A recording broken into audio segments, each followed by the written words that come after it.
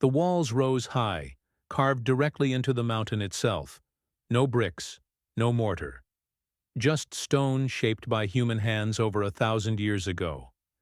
Tiny oil lamps flickered, throwing dancing shadows across faded murals.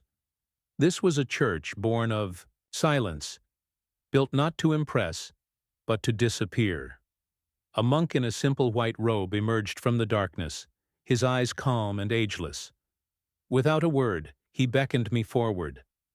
The secrets in the shadows, the monk led me deeper inside, past worn frescoes of saints with ancient solemn faces, past carved wooden doors so old they seemed fossilized, past stone altars stained with the prayers of centuries. Everywhere, the smell of incense and earth. Finally, we reached the heart of the monastery, a tiny circular room with a ceiling so low I had to duck. In the center, a hand-carved cross, blackened with smoke and time. Here the monk spoke for the first time. "This place has no name you would understand. It is not on your maps. It is written only on the wind, and in the hearts of those who remember." He explained that these monasteries had survived invaders, empires, even time itself, because they chose invisibility over pride, silence over spectacle. "The world cannot destroy what it does not see," he said. A blessing for the road. Before I left, the monk placed a small stone in my hand, smooth, cool, heavy with meaning. No words, just a silent blessing. I bowed, not out of religion, but out of awe. As I stepped back into the burning light outside, I felt smaller, not weaker, but humbled. There are places in the world that don't care if you're there, that don't perform for cameras or travelers, places that exist for themselves, unchanged by time, untouched by noise. Descent at dusk. The journey down the mountain was even harder. The rocks loose, the light fading fast, but my heart was lighter. I carried no photos, no souvenirs, only memories carved into my bones. A realization. That night, camped in a small village at the foot of the mountains, staring up at the stars, I realized maybe the real treasures of the world aren't hidden. They're just quiet, and we're too loud to notice. Tomorrow, I would visit the market city of Keren, a place where the old world and the new clash and coexist in the most chaotic, beautiful ways. You don't want to miss what I saw there. Stay tuned. After days of silence and solitude, the road to Keren felt like diving headfirst into a storm. Descent into life. As we drove out of the highlands, the world grew louder, the air hotter, the colors sharper. Donkeys pulling carts jostled with battered old taxis on narrow dirt roads. Children raced beside us, waving and shouting greetings. Vendors spilled into the streets, selling everything from woven baskets to spices to live chickens. Keren wasn't quiet. Keren was alive. First glimpse, organized chaos. Imagine a market stretching for miles, brightly colored fabrics flapping in the dry wind, women balancing impossible towers of goods on their heads, men shouting over piles of green coffee beans, slabs of goat meat, and pyramids of bright red peppers. The smells were overwhelming, a dizzying cocktail of dust fire, roasting meat, freshly ground spices, sweat and sunshine here. The rules of traffic, commerce, and even conversation seemed to collapse into one thing. Negotiation. Everything was negotiable. Price, place, even truth, if you haggled well enough. The camel market, and then there were the camels. Rows and rows of them. Grumbling, groaning, towering over the crowds. Some wore brightly colored cloths embroidered with tribal patterns. Some had numbers painted on their sides in faded blue ink. All looked vaguely irritated, as if they were plotting a slow rebellion. Traders moved among them, inspecting teeth, feeling legs, arguing in sharp, melodic bursts of Tigrinya and Arabic. Buying a camel here wasn't just a transaction. It was a ceremony. I watched one negotiation unfold like a theater performance. A man in a white turban demanded an outrageous price. The buyer laughed, threw his hands in the air, pretended to walk away. They shouted, gestured, argued for 20 minutes. Then, with a slap on the back and a handshake, the deal was sealed. No paperwork, no receipts, only honor. Here, trust was the only currency that mattered. Street food. That stuns walking through the labyrinth of alleys, I stumbled upon a tiny food stall. There, a woman was frying little balls of dough, hot, golden, crispy. She handed me one wrapped in paper. The first bite almost knocked me over, crispy outside soft, slightly sweet inside, with a hidden burst of spicy lentil paste in the center. I didn't even know what it was called. I didn't care. It was perfection. Nearby, a man grilled thin strips of meat over open coals, seasoning them with a flick of the wrist and a handful of crushed wild herbs. Eating in Keren wasn't dining. It was survival and celebration, rolled into one. Hidden gems. The marketplace of stories. Beyond the food and the noise, Keren hid tiny treasures. I found a woman selling handmade jewelry. Bracelets woven from silver threads, pendants shaped like stars and suns. Each piece had a story. This one blessed for protection on journeys, that one to attract love, another to ward off envy. No mass production, no duplicates, each piece unique, just like the lives of the people who made them. I bought a small silver ring, rough, imperfect, beautiful. A reminder that imperfection is not failure, it's truth. The voices of Keren as I wandered. People stopped me, curious about my presence, my camera, my strange foreign ways. A group of teenagers asked about football teams. An old man told me, proudly, that his grandfather fought for Eritrea's independence. A young woman selling scarves showed me photos of her family. Rare, printed photos, creased and precious. No one was in a hurry.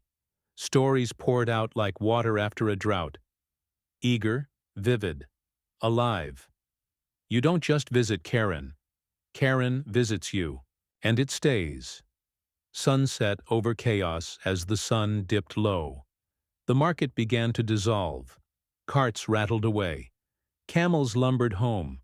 The air cooled and the dust settled. I sat on a cracked stone wall at the edge of the market, watching the last rays of sunlight set the hills on fire, and I thought, in a world obsessed with speed, precision, and polish, maybe it's these messy, imperfect places, these wild, beating hearts, that are truly alive. Maybe we need more chaos, more noise, more unfiltered life. The end of the road. The next morning, I boarded a tiny plane back toward the connected world. As the plane lifted off, I looked down at Eritrea one last time. The gold of the deserts, the green of the mountains, the blue of the endless sea. And somewhere in that wild landscape, I left a part of myself. Final words to my viewers. In a world of endless scrolling, sometimes you have to go somewhere completely disconnected to truly find connection again. Thank you for walking this invisible path with me. Thank you for listening to stories the world has forgotten. Thank you for seeing what can't be Googled. Until the next impossible journey, stay wild, stay curious, stay human. Total disconnection. Here, the idea of no internet wasn't a novelty. It was normal life. No one had phones. No one even seemed to care about the idea of phones. Children played real games, chasing each other, building tiny forts from sticks and stones. Old men sat in circles under the rare patches of shade, sipping thick black coffee from cracked cups, talking quietly about things I could only imagine. There was no rush, no alarms, no status updates, just the sun, the dust, the conversation, and the slow, steady rhythm of a world too old to care about hashtags. For the first time in years, I didn't know what time it was. And for the first time, I didn't need to. Everyday life. Work done by hand I watched as women baked flatbreads in shallow pits lined with hot stones. No gas, no electricity, no timers, just hands and fire. And tradition passed down mouth to mouth, hand to hand. Nearby, a group of teenagers herded goats across an open plain, moving with a grace that seemed almost choreographed. No one wore watches. They read the time by the length of their shadows. It wasn't poverty in the way we imagine it. It was self-sufficiency, pride, a quiet defiance of the world's idea of what progress should look like. A meal to remember at midday. The village elder invited me to join their meal. It was simple. Fresh injera, the spongy sour bread. Lentils stewed with garlic and peppers. A tiny, precious piece of goat meat, a rare luxury. We sat cross-legged on a woven mat, tearing the injera with our hands, scooping up the food, sharing everything without hesitation. The taste? Unbelievable. Not because of spices, not because of technique, but because it was real. It tasted like earth, effort, and life. There was no Instagram post waiting for this meal. Only memory. Only the heart remembering. Stories at sunset. As the sun dropped like molten gold behind the mountains, the villagers gathered around the fire. Someone brought out a krar, a traditional Eritrean lyre, and began to play. Soft, mournful melodies filled the cooling air. Through broken Tigrinya and careful translations, I heard stories of battles fought in the mountains for independence, of families split by invisible borders, of hopes stitched into the fabric of survival. Their eyes glowed in the firelight, full of laughter and sadness, pride and pain. It wasn't history written in books. It was history lived, on dusty paths, in stone huts, under endless stars, night without noise.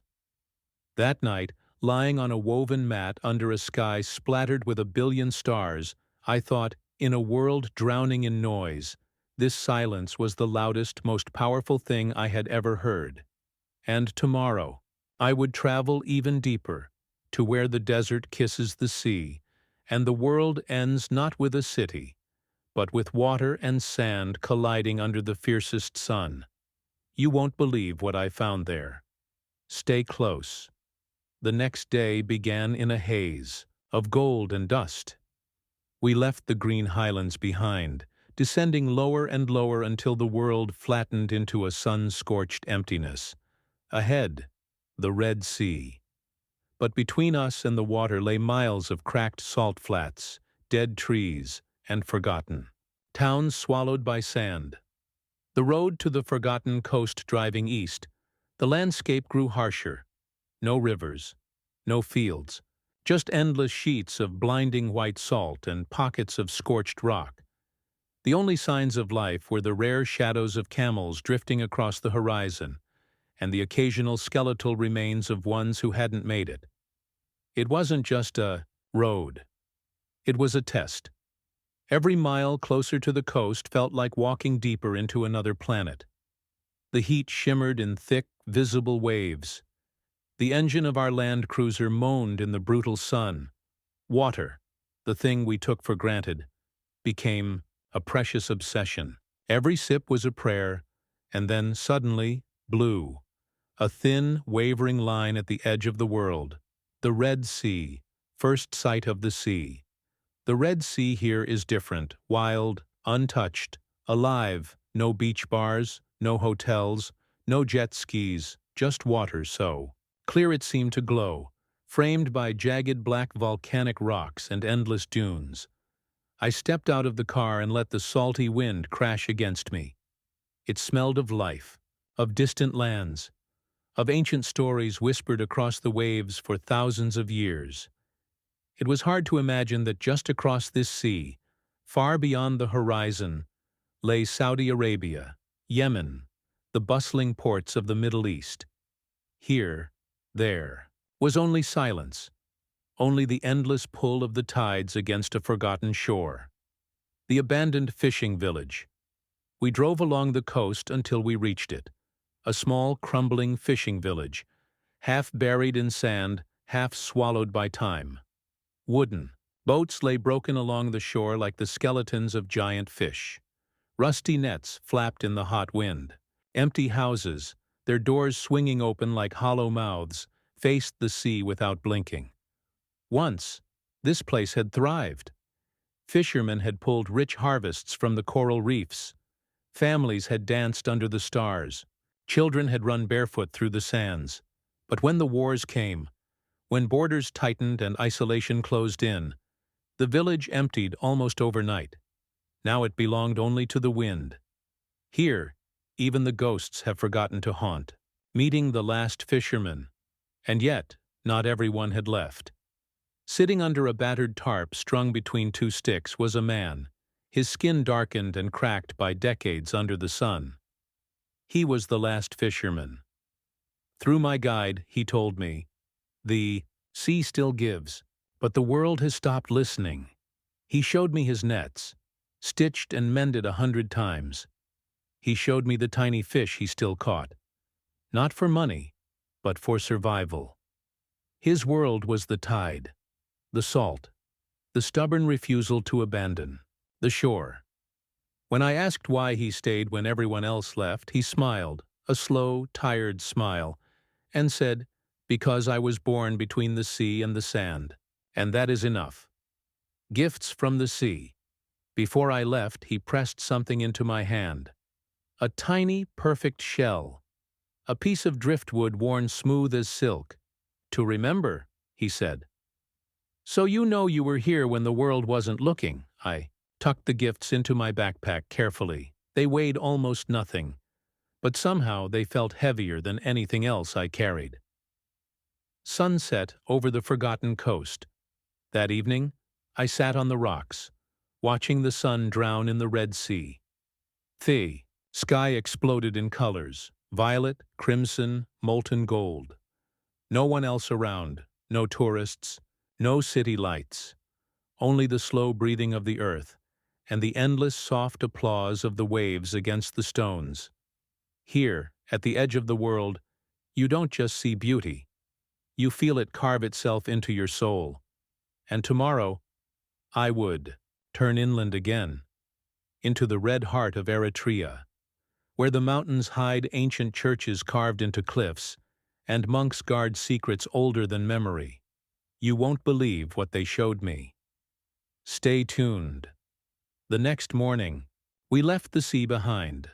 Driving west, the landscape began to rise sharply, from sun-baked salt flats to wild, jagged mountains wrapped in mist. It was like climbing out of a dream and into another. The ascent into the highlands. The road was barely a road at all, more like a scar scratched across the hills. Boulders the size of cars loomed on either side. Loose rocks skittered under the tires. One wrong move, one soft patch of earth, and we'd tumble hundreds of feet into oblivion. The higher we climbed, the thinner the air grew. The sky deepened from pale blue to fierce sapphire. Villages clung to the cliffs like stubborn barnacles, tiny clusters of stone huts, terraced fields carved by hand into impossible slopes, flocks of sheep somehow balancing on ledges no wider than a book. Life up here was defiance turned into an art form. And somewhere, hidden among these cliffs, were the ancient monasteries, places whispered about in the cities, barely acknowledged by maps. The climb to the hidden church. At one point, the road simply ended. The only way forward was on foot, and not just walking, but climbing. We followed a narrow goat path that twisted along the mountainside, hugging the rock so tightly that my shoulder brushed against the cliff at every step. The sun beat down without mercy. The world below fell away until it was just a blue haze. Finally, after what felt like hours, we reached a narrow crevice in the rock. No sign, no entrance gate, no welcoming flags. Just a dark slit in the mountain, almost invisible if you didn't. No, it was there. Entering the stone inside, the temperature dropped immediately. Cool, damp air wrapped around me like a secret. My footsteps echoed on rough-hewn stone floors. No signs, no GPS, only Jonas, my guide, and the way the wind moved through the hills. After hours of bouncing over brutal roads, a cluster of stone huts appeared in the distance, half hidden by dust and shadow. Here, Jonas said, here live those who chose exile without leaving. I didn't understand. Not yet, but I would soon. Life beyond the borders. The village was heartbreakingly simple. Stone houses without roofs. Just scraps of fabric stretched across the top. Children played barefoot in the dust, their laughter thin and bright. Old women with silver hair stirred pots over open fires. There were no schools, no clinics, no electricity. They lived outside the system, neither embraced by the government nor fully abandoned. Jonas explained. When the war ended, some families refused to return to the cities. They distrusted everyone. The government, the promises, even the peace itself. So they stayed here, in the margins, self-exiled, self-sufficient, invisible. Meeting the elders, I sat in the shade of a crumbling wall with a circle of elders. Their faces were maps, lines carved by wind, war, and time. Through Jonas, I asked the simplest question. Why stay here? The oldest among them, a woman whose hands were so worn they looked like driftwood, smiled at me with something I couldn't name, maybe pity, maybe pride, and said, because freedom is not a place. Freedom is being able to say no. Her words slammed into my chest like a wave. In the cities, freedom was a word whispered carefully. Here, it was lived loudly, even in silence. They showed me how they built their homes from nothing but rock and willpower, how they drew water from cracked wells with hand-woven ropes, how they farmed barren land with tools older than memory. And yet, they smiled. Not in sadness, but in power, because no one owned them. Not the past, not the government, not even the brutal earth. Stories of invisible lives, I sat for hours, listening to their stories, of lost sons who never came back from the war, of hidden gardens grown behind rocky walls where no soldier could find them, of songs sung only at night, in secret, to keep the old spirits alive, stories no internet search could find, stories no history book would tell, and somewhere between, the smoke, the dust, and the laughter, I realized. I hadn't just traveled across miles. I had crossed into another dimension of living, one where time, fame, technology, none of it mattered. Only heart, only pride, only stubborn, beautiful existence. Leaving the silent land. When I finally left the village, the elders walked with me to the edge of the dust road. No goodbyes, no waves, just a nod. A glance that said, you came, you listened, you're part of the story now. As the land cruiser rattled away, kicking up clouds of red dust, I looked back once, and then the village disappeared, swallowed by the endless silence. Back in Asmara, waiting for my flight home, the modern world felt wrong. The neon lights, the noise, the shallow, hurried movements. I pulled out my dead phone, no signal, of course, and smiled. Because for the first time in years, I didn't need a screen to feel connected. I carried it inside me now, a piece of Eritrea's silence, stitched forever into my heart. To you, watching this now. Remember, freedom isn't a passport stamp. It isn't Wi-Fi or headlines. It's the choice to live on your own terms, even if the world forgets you exist. Suddenly, without warning, an email. Your visa has been approved. No detailed instructions. No what to expect.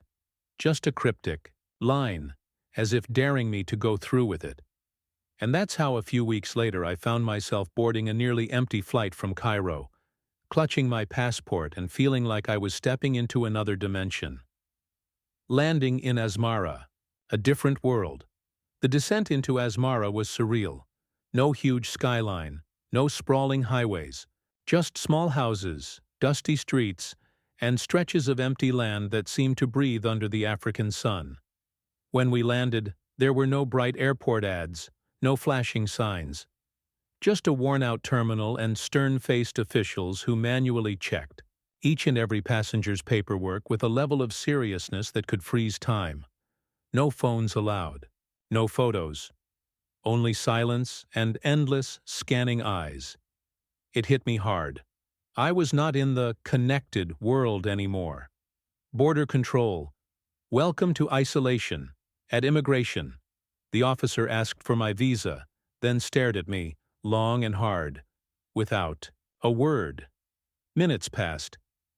Finally, with a slow, almost suspicious nod, he stamped my passport. "Welcome to Eritrea," he said flatly, handing it back without a smile. No directions, no tourist information, just silence. First steps into Asmara. Time traveling to the 1950s driving into Asmara felt like falling into a forgotten movie set. Rusty Italian Fiats puttering down tree-lined boulevards. Art Deco buildings with faded pastel facades. Tiny cafes serving tiny cups of espresso. Relics from a time when Mussolini dreamed of making this the little Rome of Africa. There were no giant malls, no fast food chains. Instead, young boys herded goats across intersections while stylishly dressed women in flowing white shawls bargained at outdoor markets. It was beautiful. It was strange. It was silent. Realizing the true meaning of no internet. After checking into a modest guest house, I instinctively reached for my phone. Muscle memory. No signal. No Wi-Fi. I asked the receptionist if there was internet. She smiled kindly, almost apologetically. "Maybe a little, if you are very patient." I tried. It took 5 minutes just to load a text-only version of my email inbox. Photos? Forget it. Video calls? Like trying to send a spaceship to Mars with a balloon. Was officially cut off. For the first time in years, I couldn't just Google anything. No online maps, no translation apps, no instant messaging.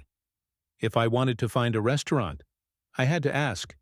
If I wanted directions, I had to trust strangers. It was terrifying. It was exhilarating. It was freeing. First local encounter. Coffee and connection wandering the streets of Asmara, I stumbled into a tiny cafe tucked between crumbling Italian villas. Inside, no music, no noise, just the rich smell of roasted coffee and quiet conversations. I ordered a macchiato, one of the best I'd ever tasted, for about 20 cents. As I sipped, I noticed something incredible. People talked, face to face. For hours, no phones, no distractions, just laughter, eye contact, and the slow, beautiful art of conversation. At that moment, it hit me. Maybe in cutting themselves off from the internet, Eritreans had preserved something the rest of us had forgotten. Something precious. Life isn't lived online here. It's lived fully, deeply, right in front of you. And this was just day one. The deeper I would go, the stranger, the more beautiful, and the more unforgettable it would become. Tomorrow, I'd leave the familiar streets of Asmara behind and venture into the villages where no maps exist, and where the real Eritrea hides. Stay tuned. The adventure is just beginning. Morning in Asmara is soft. The air is cool, kissed by the breeze rolling down from the highlands. For a few precious hours, it almost feels like the perfect European morning. Espresso steam curling into the blue sky, families walking to market. But today, I wasn't staying. Today, I was leaving the polished face of the capital behind, headed into the real Eritrea. into the places where no maps, no guides, and no assumptions can help you. Leaving Asmara, the shift begins. We loaded into an old, rattling Toyota Land Cruiser. It groaned in protest as we started down steep, winding roads carved into the mountains, the city quickly shrinking behind us. The further we went, the rougher the road became. Asphalt gave way to dirt. Dirt gave way to gravel. Gravel gave way to bare rock and stubborn dust.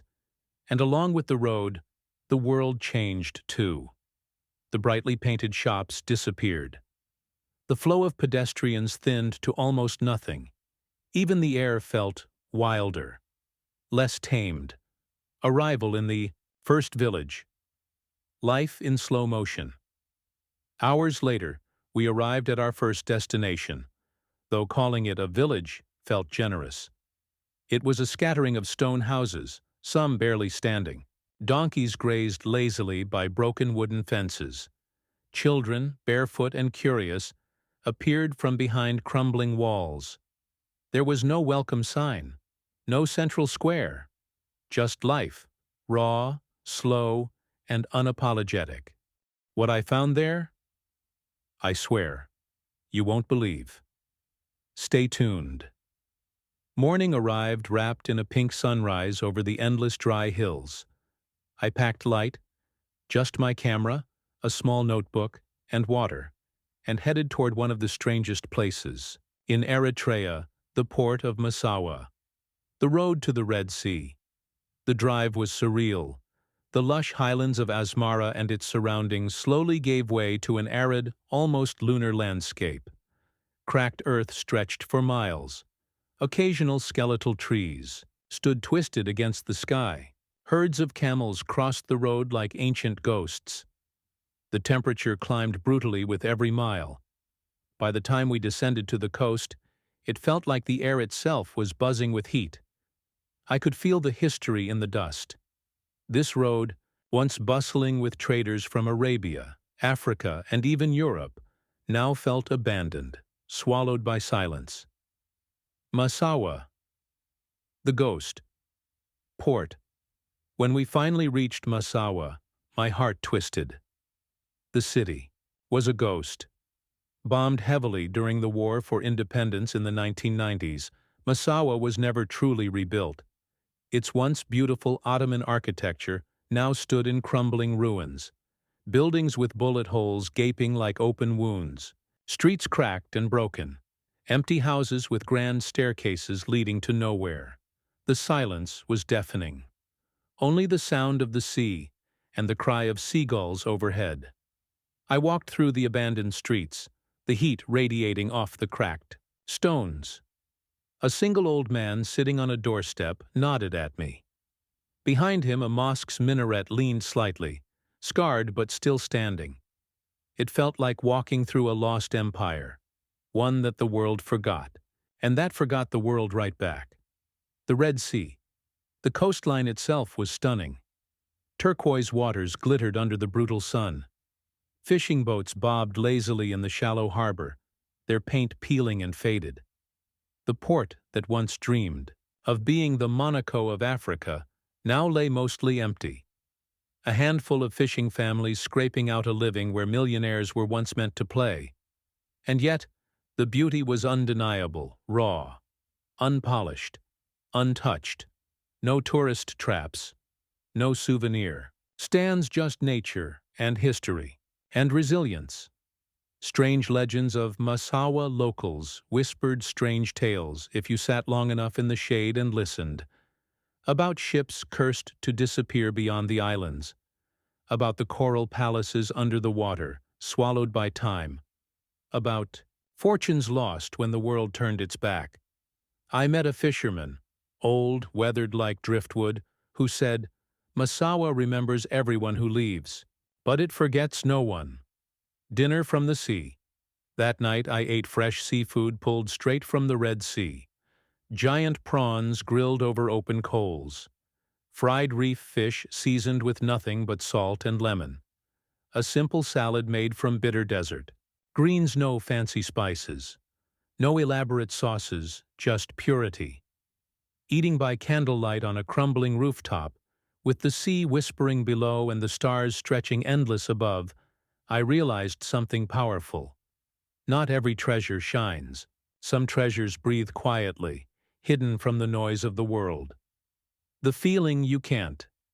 Fake Masawa wasn't about photo ops. It was about presence, about standing in the ruins and feeling the heartbeat of a people who survived everything the world threw at them, about staring into the endless Red Sea and understanding what real isolation and real pride feels like. No filters, no hashtags, just life. Tomorrow, I would leave the coast and head deep into the desert, interior, to a place so dry, so alien, it's called the Land of Death. And there, I would find something that shocked me more than anything so far. Stay tuned, my friends. You won't believe what's coming. They warned me not to go. Even locals, proud and stoic, shook their heads when I mentioned it. The desert will eat you. Nothing survives there. The sand forgets. But I had come this far. I had to see it. I had to feel it. The road to nowhere. We left Masawa before dawn. The sun barely a whisper behind the horizon. The land cruiser groaned as it climbed over broken rock and hardened earth, deeper into the Danakil Depression, one of the hottest, driest, most alien landscapes on Earth. The world around me changed quickly. No trees, no water, no color. Just endless salt flats stretching in all directions, cracked like a shattered mirror under a merciless sun. It felt like we had left Earth entirely. The heat was unlike anything I had ever felt. Not just hot, aggressive, like standing inside an oven. By midday, temperatures hit nearly 50 degrees Celsius, 122 degrees. Even breathing felt heavy, like inhaling fire. Welcome to the land of death. The Danakil Depression is often called the cruelest place on Earth, and it's not an exaggeration. Volcanic craters belching smoke in the distance, pools of neon green acid bubbling ominously. Mountains made entirely of salt, sharp and deadly underfoot. The air smelled of sulfur and old dreams. There were no birds, no animals, only the crunch of boots over brittle salt and the low hum of the earth shifting below. I understood suddenly why so few outsiders ever see this place. It doesn't want you here. Walking on alien soil, my guide, a man named Jonas, led the way in silence. He was from one of the nomadic Afar tribes, people who have survived in this brutal environment for centuries. How, I still don't fully understand. We walked across the salt plains, sweat pouring from every pore, my water bottle nearly empty after an hour. The horizon shimmered like a lie, distant pools of blue that disappeared as we approached. Mirages. Deceptions. The desert plays games with your mind. Danger. Everywhere. Suddenly, Jonas stopped and raised his hand. He pointed ahead to what looked like a shallow lake, shining and inviting. Acid, he said simply. If I had stepped into it even ankle deep, the acid would have eaten through my shoes, through my skin, maybe even through my bones. This wasn't just a desert, it was a living, breathing monster. Salt miners, ghost workers deep. Inside the depression, I saw them, men chiseling at the ground with crude axes, breaking off heavy slabs of salt. No machines, no shade, only human hands against an ancient, unforgiving earth. They loaded the salt onto camels, starting a days-long trek across the desert to sell it, just like they had done for centuries. I couldn't believe my eyes. These men lived where most humans would not survive a single day, and they did it with dignity, pride, and stubborn endurance. This is Eritrea too, not just the cities or the mountains, but the places where even the earth fights to live. Nightfall in the land of death. As the sun bled into the salt flats, everything turned surreal. Pink skies, purple shadows, golden cracks stretching endlessly across the ground. We set up a tiny camp. No tents, no walls. Just sleeping bags laid directly onto the warm, cracked earth. Above me, the stars exploded into the clearest sky I had ever seen. Not a single satellite. Not a plane. Not a noise. Only silence. Pure. Terrifying. Sacred. I lay awake for hours, watching the Milky Way pour across the heavens like a river of light. And somewhere between the silence and the stars, I realized something. True freedom isn't about having everything, it's about needing nothing. Tomorrow, I would return to civilization, if it could even be called that. But before that, I would have one last encounter, one that would stay with me forever. A meeting with the people who chose exile over surrender. And their story would break my heart, and rebuild it stronger. Stay with me. I woke before the sun. The desert was still. So still it felt like time itself had paused. Only the slow rhythm of my own breathing and the distant shuffle of camels reminded me the world was still turning. Today was my last day in Eritrea, but before I left I had one more place to visit, a place few foreigners even know exists. The hidden village we drove north, the salt flats giving way to jagged rocky terrain. Hey everyone, welcome back to the channel. Today, we're doing something absolutely crazy. Something very few people in the world have dared to do.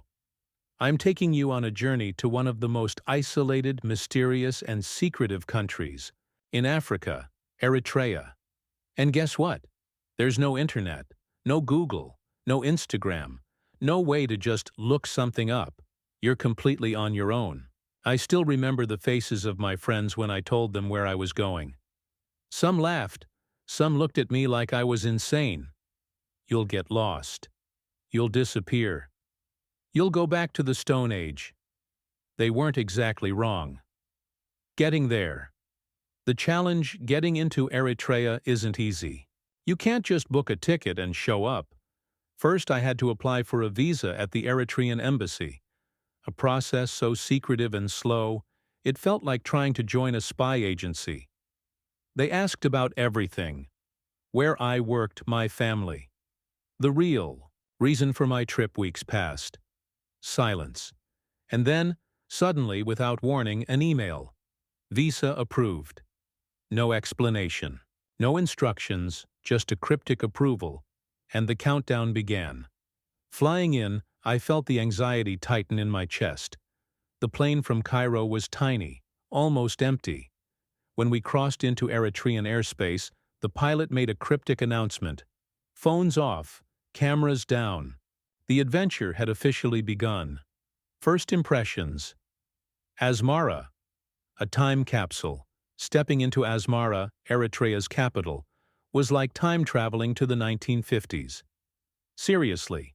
Old Italian colonial buildings lined the streets. Art Deco cafes. Tiny, pastel-painted cinemas. Vintage Fiat cars chugging along the wide boulevards. I half expected to see Sophia Loren step out of one of the coffee shops. But something felt off. It was too quiet, too clean, almost too perfect. There were no flashing advertisements, no buzzing phones, no kids with AirPods, just silence, and a strange, eerie feeling that everything was being watched. No internet, no escape at first. I thought I could survive without the internet for a few days. I was wrong. No Google Maps, no Uber, no instant translations. If you get lost, you stay lost. If you need help, you ask a stranger and hope they speak your language.